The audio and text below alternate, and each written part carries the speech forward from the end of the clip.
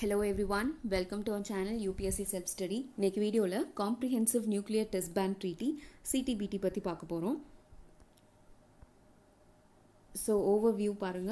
First இது ரிலேட்டடான news article என்ன அப்படின்றதும், then what is this treaty, and then the evolution of CTBT, then why it lacks authority, then the role of CTBTO, that is Comprehensive Test Ban Nuclear Test Ban Treaty organization, and then the related MCQs. இது பார்த்தீங்கன்னா 17th ஏப்ரலில் வந்து news article. China may have conducted nuclear test. US வந்து already சைனாவை இந்த COVID-19 விஷயத்தில் accuse பண்ணிட்டு இருந்தாங்க, கரெக்டாக? ஸோ இப்போ நியூ அலிகேஷன்ஸ் என்ன கொடுத்துருக்காங்க அப்படின்னா, சைனா வந்து அண்டர் கிரவுண்ட் நியூக்ளியர் டெஸ்ட் பண்ணியிருக்காங்க. இது வந்து அகெயின்ஸ்ட் சிடிபிடி நார்ம்ஸ் அப்படின்னு சொல்லியிருக்காங்க. தென் மண்டே நியூஸ் பேப்பர் அது ரிலேட்டடான எடிட்டோரியல் இது at the edge of a new nuclear arms race. So இந்த பேக்ரவுண்டை வச்சு நம்ம இப்போ இந்த லெசனுக்குள்ளே போகலாம். So now what is CTBT, Comprehensive Nuclear Test Ban Treaty? இது என்னன்னு பார்த்தீங்கன்னா, it bans all nuclear explosions everywhere by everyone. அது என்ன இந்த everywhere by everyone ஸ்பெசிஃபிக்காக சொல்கிறாங்க அப்படின்றத நம்ம நெக்ஸ்ட் பார்க்கலாம். அண்ட் தென் இன்னொரு முக்கியமான விஷயம் பார்த்தீங்கன்னா, இது இன்னும் ஃபோர்ஸில் இல்லை, like it has not come into force yet. 1994ல இந்த சிடிபிடிக்கான நெகோசியேஷன்ஸ் ஜெனீவால ஆரம்பிக்குது. அது 1996ல சிக்னேச்சருக்காக ஓப்பன் பண்ணுறாங்க. பட் இன்னும் சில கண்ட்ரீஸ் வந்து அதை சிக்னேச்சர் சைன் பண்ணலை அப்படின்றதுனால it has not come into force. So இப்போ வந்து எவல்யூஷன் ஆஃப் சிடிபிடி பற்றி பார்த்துடலாம். Evolution of CTBT like nuclear weapons பற்றி, நியூக்ளியர் டெஸ்ட் பேன் பற்றி பார்க்குறதுக்கு முன்னாடி நமக்கு வந்து டிஸ்ஆர்மமெண்ட்னா என்ன, அண்ட் தென் நியூக்ளியர் ஆர்ம்ஸ் ரேஸ்னா என்ன அப்படின்றது தெரிஞ்சிருக்கணும். நியூக்ளியர் ஆர்ம்ஸ் ரேஸ் அப்படின்னா ஒன்றும் இல்லை. ஆர்ம்ஸ் ரேஸ் அப்படின்னாலே நம்மளோட வந்து ஒரு கண்ட்ரிக்கும் இன்னொரு கண்ட்ரிக்கும் அவங்களோட மிலிட்ரி பவரை, லைக் நாங்கள் தான் சுப்பீரியர் அப்படின்னு சொல்லிட்டு ஒரு ரேஸ் இருக்கும் இல்லையா, ஒரு காம்படிஷன் இருக்கும் இல்லையா. ஸோ அதுதான் ஆர்ம்ஸ் ரேஸ். அதில் நியூக்ளியர் ஆர்ம்ஸ் ரேஸ்னால் யோசிச்சு பாருங்கள், நியூக்ளியர் வார்ஃபேரில், நியூக்ளியர் வெப்பன்ஸ் ஹேண்ட்லிங்கில் யார் சுப்பீரியர் அப்படின்றது தான் இந்த நியூக்ளியர் ஆர்ம்ஸ் ரேஸ் அப்படிங்கிறது. இது வந்து டிஸ்ஆர்மமெண்ட் அப்படிங்கிறது reducing or completely eliminating the usage of these kind of nuclear weapons. அதாவது ஒரு மாஸ் டிஸ்ட்ரக்ஷன் ஏற்படுத்தக்கூடிய ஒரு பேரழிவுக்கான ஒரு ஆயுதம் தான் இந்த நியூக்ளியர் வெப்பன்ஸ் அப்படின்றது கரெக்டாக. ஸோ மனித குலத்தையே அழிப்பதற்கான சக்தி வந்து இந்த நியூக்ளியர் வெப்பன்ஸ்க்கு இருக்குது. கம்ப்ளீட்டாக வைப் அவுட் பண்ணிடும், கரெக்டாக. ஸோ அதை வந்து தவிர்க்கிறதுக்கு தான் இந்த டிஸ்ஆர்மமெண்ட் அப்படின்ற ஒன்று வந்து கொண்டு வந்தாங்க. ஸோ இதுதான் வந்து இந்த நியூக்ளியர் டெஸ்ட்டுக்கு ரிலேட்டடான டேர்ம்ஸ். ஸோ இந்த டிஸ்ஆர்மமெண்ட்டுக்கு வந்து லைக் இந்த நியூக்ளியர் ஆர்ம்ஸ் ரேஸை வந்து தடுக்கிறதுக்காகவும் இந்த டிஸ்ஆர்மமெண்ட்டை நோக்கி போகணுன்றதுக்காகவும் முதல் ஸ்டெப்பு தான் இந்த சிடிபிடி அப்படிங்கிற ட்ரீட்டி.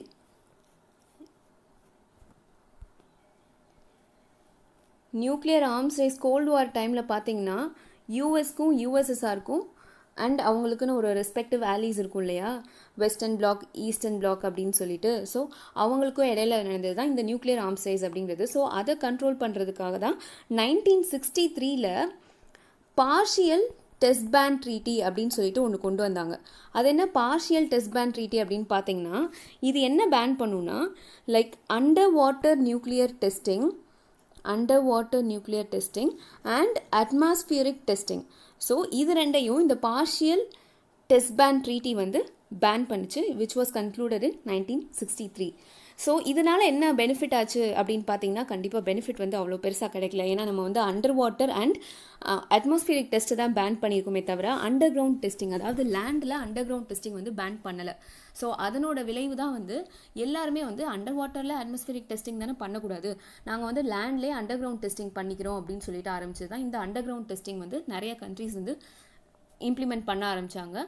அதுதான் இப்போ நம்ம ரீசெண்டாக இப்போ நான் காமிச்சேன் இல்லையா, அந்த நியூஸ் ஆர்டிக்கலில் கூட யூஎஸ் வந்து அக்யூஸ் பண்ணியிருப்பாங்க சைனாவை, அண்டர் கிரவுண்ட் டெஸ்டிங் வந்து நீங்கள் கேரி அவுட் பண்ணியிருக்கீங்க அப்படின்னு சொல்லிட்டு. ஸோ இந்த சிடிபிடி அப்போ எதுக்காக கொண்டு வந்தாங்க அப்படின்னு பார்த்தீங்கன்னா,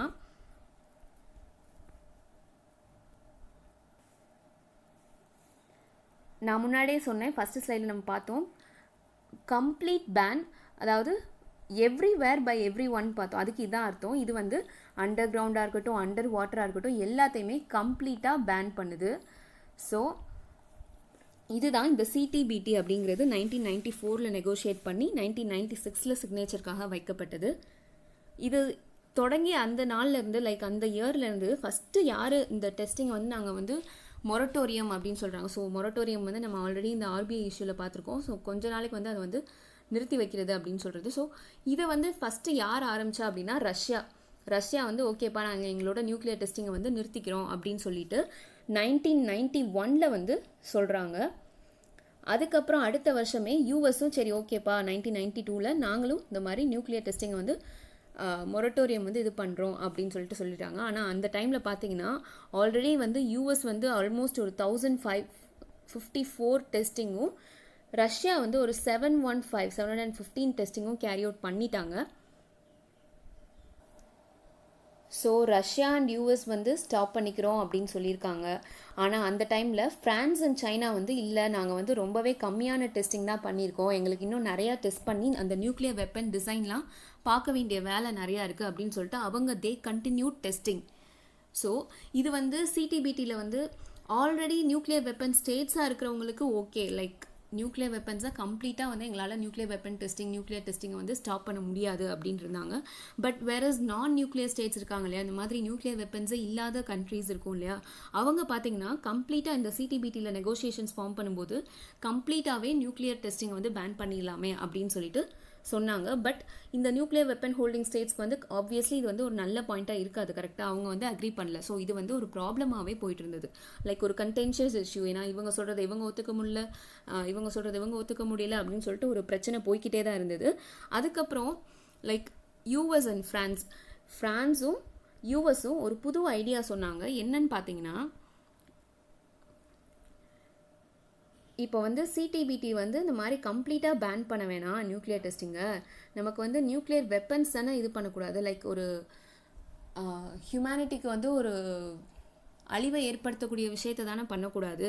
ஸோ அப்போ நம்ம என்ன பண்ணலாம் அப்படின்னா அதோட த்ரெஷ்ஹோல்டு, அதாவது அந்த டெஸ்டிங் கேப்பபிலிட்டி இருக்கும் இல்லையா, அதை வந்து குறைச்சிக்கலாம் அப்படின்னு சொல்லிட்டு ஒரு ஐடியா சொன்னாங்க. அது எப்படி அப்படின்னா இப்போ வந்து 500க்கு கீழே 500 tons ஆஃப் டிஎன்டி அப்படின்றது ட்ரைநைட்ரோடொலுயின் அப்படின்னு சொல்லுவாங்க. ஸோ இதுதான் அந்த கெமிக்கல் காம்பவுண்ட், அந்த நியூக்ளியர் வெப்பன்ஸில் யூஸ் பண்ணக்கூடிய chemical compound, highly explosive. So இது பார்த்தீங்கன்னா ஹிரோஷிமாவில் அட்டாமிக் பாம் இது பண்ணாங்க இல்லையா, அந்த பிளாஸ்டில் இது வந்து இந்த டிஎன்டி எவ்வளோ டன்ஸ் யூஸ் பண்ணியிருக்காங்கன்னா 15,000 வந்து யூஸ் பண்ணியிருக்காங்க. ஸோ இந்த யூஎஸ் அண்ட் ஃப்ரான்ஸ் என்ன சொல்லியிருக்காங்கன்னா நம்ம 500க்கும் கீழே வந்து யூஸ் பண்ணிக்கலாம். அப்போ அது வந்து மேக்ஸிமம் இதோட சேர்த்து பார்த்தீங்கன்னா 1/30 தானே. ஸோ இது 30ல் ஒரு பங்கு அப்படின்னு தானே இருக்கும், இது வந்து அவ்வளோ டேஞ்சரஸாக அவ்வளோ எக்ஸ்ப்ளோசிவாக இருக்காது அப்படின்னு சொல்லிட்டு ஒரு சஜஷன் சொல்கிறாங்க. ஆனால் அது நான் நியூக்ளியர் வெப்பன் ஸ்டேட்ஸ் வந்து ரொம்பவே நெகட்டிவாக எடுத்து இந்த ஐடியாவே செட்டே ஆகாது அப்படின்ற மாதிரி சொல்லி ரொம்பவே இது பண்ணிட்டாங்க, ரிஜெக்ட் பண்ணிட்டாங்க. அதுக்கப்புறம் அகெயின் யூஎஸ் இன்னொரு ஐடியா கொண்டு வராங்க, அதுதான் இந்த ஜீரோ ஈல்ட் டெஸ்ட் பேன் அப்படிங்கிறது. ஸோ இது என்னன்னு பாருங்க, prohibiting super critical hydro nuclear test but not sub critical hydro dynamic nuclear test. இது என்னென்னு எக்ஸ்பிளைன் பண்ணுறேன் இப்போது. சூப்பர் கிரிட்டிக்கல் ஹைட்ரோ நியூக்ளியர் அப்படின்னா இது வந்து ரொம்பவே ஒரு எக்ஸ்ப்ளோசிவான டெஸ்டிங். அதாவது இது வந்து கண்டினியூவஸாக அந்த ஃபிசைல் மெட்டீரியல் பிரேக் ஆகிறது வந்து ஒரு செயின் ரியாக்ஷன் வந்து உண்டு பண்ணிகிட்டே இருக்கும். ஸோ இது வந்து ரொம்ப ரொம்ப எக்ஸ்ப்ளோசிவ், ரொம்ப ரொம்ப டேஞ்சரஸ் அப்படின்றதுனாலையும். Then hydrodynamic nuclear test sub critical, இது வந்து சப் கிரிட்டிக்கல் அப்படின்னா இது வந்து ஒரு ஃபிசிக்கல் ப்ராப்பர்ட்டிஸ், அந்த மெட்டீரியல்ஸ், அந்த நியூக்ளியர் வெப்பன்ஸில் உள்ள மெட்டீரியல்ஸ் எப்படி ரியாக்ட் பண்ணுது அப்படின்ற அந்த ஃபிசிக்கல் ப்ராப்பர்ட்டிஸை மட்டும் ஸ்டடி பண்ணுறதுக்கு யூஸ்ஃபுல்லாக இருக்கும். ஸோ அதனால தான் இந்த ஜீரோ ஈல் டெஸ்ட் பேன் அப்படின்றது என்னென்னு பார்த்தீங்கன்னா இந்த ஹைட்ரோ நியூக்ளியர் டெஸ்ட்டை ப்ராஹிபிட் பண்ணுது, ஆனால் ஹைட்ரோ டைனமிக் நியூக்ளியர் டெஸ்ட்டை வந்து கேரி அவுட் பண்ணலாம் அப்படின்னு சொல்லுது. இதுதான் வந்து இந்த யூஎஸ் வந்து சஜஸ்ட் பண்ணுது. ஃபர்ஸ்ட் வந்து யூகே அண்ட் ஃப்ரான்ஸ் வந்து இதை அக்ரி பண்ணிக்கிறாங்க. Then later Russia and China கூட இதை வந்து ஓகே அப்படின்ற மாதிரி கன்சிடர் பண்ணுறாங்க. இதுக்கப்புறம் ஏன் இது வந்து இன்னும் என்ஃபோர்ஸ் ஆகலை அப்படின்றத பற்றி பார்க்கலாம். ஸோ சிடிபிடியில் ஃபைனலாக நியூக்ளியர் வெப்பன் டெஸ்ட் வந்து எக்ஸ்ப்ளோசிவாக கேரி அவுட் பண்ணக்கூடாது. இது வந்து prohibits nuclear weapon test explosion or any other nuclear explosion for that matter. So இது ஏன் இன்னும் அத்தாரிட்டியில் வரல அப்படின்னு, வை இட் லேக்ஸ் அத்தாரிட்டி அப்படின்றதுல பார்க்கலாம்.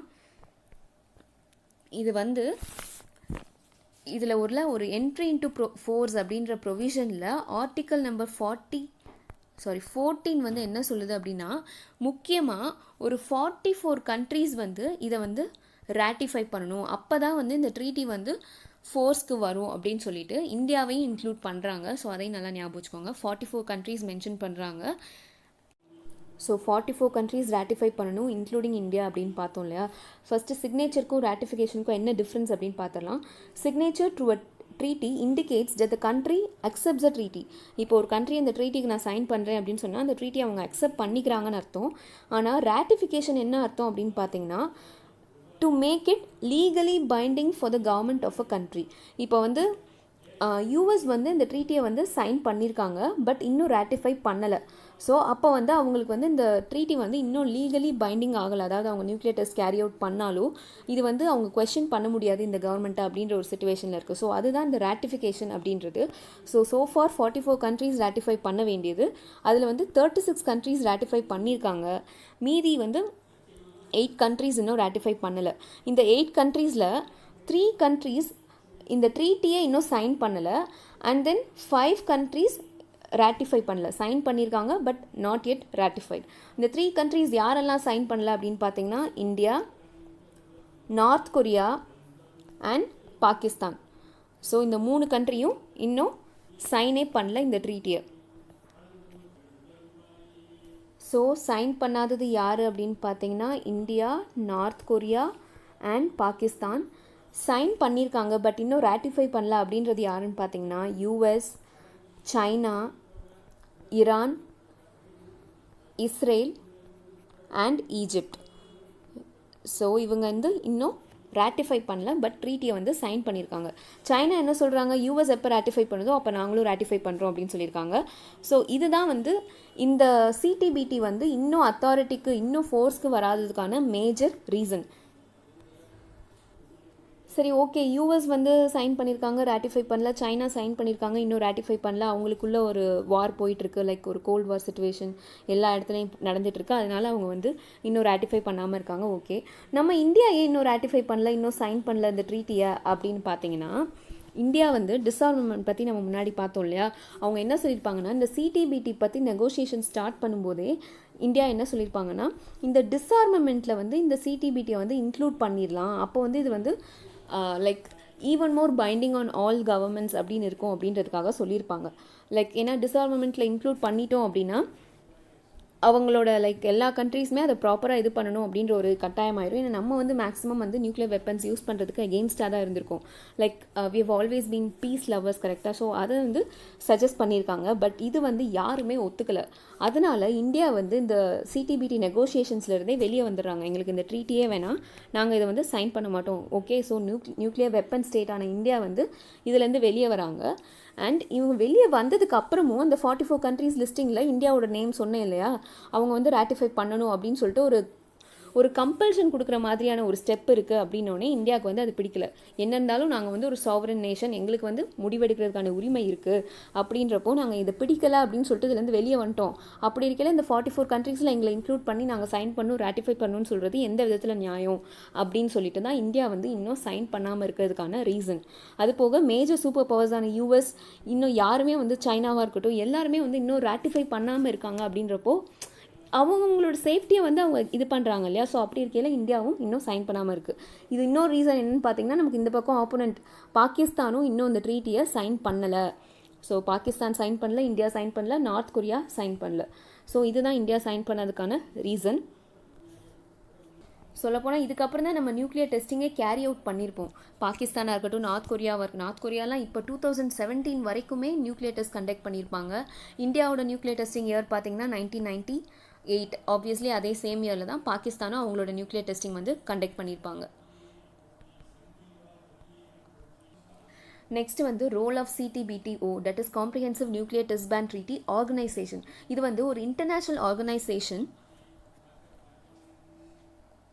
To verify the CTBT. அதாவது இதை யாரெல்லாம் காம்ப்ளையன்ஸ், அதாவது ஒபே பண்ணுறாங்களா இல்லையா அப்படின்றத வெரிஃபை பண்ணுறதுக்கான ஒரு ஆர்கனைசேஷன் தான் இந்த சிடிபிடிஓ அப்படிங்கிறது. இது எங்கே எஸ்டாப்ளிஷ் பண்ணியிருக்காங்கன்னா வியன்னாவில் இருக்குது. இதோட மேஜர் ஐரனி என்ன அப்படின்னு பார்த்தீங்கன்னா, இதோட மெயின் கான்ட்ரிபியூட்டர், அதாவது ஒரு லார்ஜஸ்ட் கான்ட்ரிபியூட்டர் ஆஃப் ஷேர்ஸ் அப்படின்னு பார்த்தீங்கன்னா யூஎஸ் தான். ஸோ யூஎஸ் வந்து இதில் நிறையா இன்வெஸ்ட் பண்ணி நிறைய ஷேரும் பண்ணிட்டு இருக்காங்க. லைக் ஆல்மோஸ்ட் ஒரு $17 million வந்து யூஎஸ் மட்டுமே கான்ட்ரிபியூட் பண்ணுறாங்க. லைக் இவங்க எப்படி வெரிஃபை பண்ணுறாங்க அப்படின்னா, இவங்களுக்குன்னு ஒரு மானிட்டரிங் சிஸ்டம் இருக்கும். லைக் அண்டர் கிரவுண்ட் டெஸ்டிங் பண்ணால் அந்த சீஸ்மிக் ரேடியேஷன் வச்சு கண்டுபிடிக்கிறதா இருக்கட்டும், இல்லை அண்டர் வாட்டர் டெஸ்டிங் பண்ணால் அந்த infra sound and hydro acoustic monitoring stations அப்படின்னு சொல்லுவோம். ஸோ அது இருக்கும். ஸோ அதை வச்சு தான் இந்த சிடிபிடிஓ வந்து ஒர்க் பண்ணிட்டு இருக்காங்க. So back to news article. So இப்போ அந்த நியூஸ் ஆர்டிக்கலில் பாருங்கள், உங்களுக்கு நிறைய விஷயம் புரியும். ஸோ ஜீரோ ஈல்டு பற்றி பேசியிருக்காங்க. என்ன அக்யூஸ் பண்ணியிருக்காங்க, யூஎஸ் சைனாவை ஜீரோ ஈல்டு வந்து நீங்கள் கண்டக்ட் பண்ணுறேன் அப்படின்னு சொல்லி அக்ரி பண்ணி சைன் பண்ணியிருக்கீங்க ட்ரீட்டி. ஆனால் நீங்கள் வந்து கண்டக்ட் பண்ணியிருக்கிறது low yield nuclear test explosions அப்படின்னு சொல்லி அக்யூஸ் பண்ணியிருக்காங்க. ஸோ நம்ம பார்த்துருக்கோம். அண்ட் தென் சிடிபிடி பற்றி 1996 சேஃப்டி ஆஃப் நியூக்ளியர் வெப்பன்ஸ் அதை பற்றி போட்டிருக்காங்க. தென் சைனீஸ் கம்ப்ளையன்ஸ் நம்ம வந்து முன்னாடியே பார்த்துருக்கோம். லைக் எப்படி வந்து சைனா சைன் பண்ணிவிட்டு கம்ப்ளை பண்ணாமல் இருப்பாங்க, இதை எப்படி நாங்கள் வந்து ரேட்டிஃபை பண்ண முடியும் அப்படின்னு சொல்லிட்டு யூஎஸ் அக்யூஸ் பண்ணுறது. ஏன்னா உங்களுக்கு ஆல்ரெடி தெரியும் யூஎஸ்க்கும் சைனாக்கும் நிறையா வந்து ஒரு ஸ்ட்ரெயின்ட் ரிலேஷன்ஷிப் அப்படின்னு தான் சொல்லணும். தென் இதுக்கு வந்து ஆப்வியஸ்லி நமக்கு வந்து சிடிபிடிஓ உள்ளே வரணும் இல்லையா, அதுதான் இது. Like comprehensive test ban treaty organization வந்து உள்ளே வரணும். ஏன்னா அவங்க தான் வந்து இந்த யூஎஸோட அக்யூசேஷனை வந்து வெரிஃபை பண்ணி சொல்ல வேண்டிய பொறுப்பு அவங்க கையில் தான் இருக்குது. ஸோ அவங்க வந்து என்ன சொல்கிறாங்க அப்படின்னா, ஆப்வியஸ்லி இதை வந்து ஓப்பனாக அக்ரி பண்ணல. ஏன்னா அவங்க என்ன சொல்லியிருக்காங்கன்னா, இது வரைக்கும் நாங்கள் சைனாவோட சென்சார் ஸ்டேஷன்ஸ் வந்து மானிட்டர் பண்ணிட்டு தான் இருக்கோம்.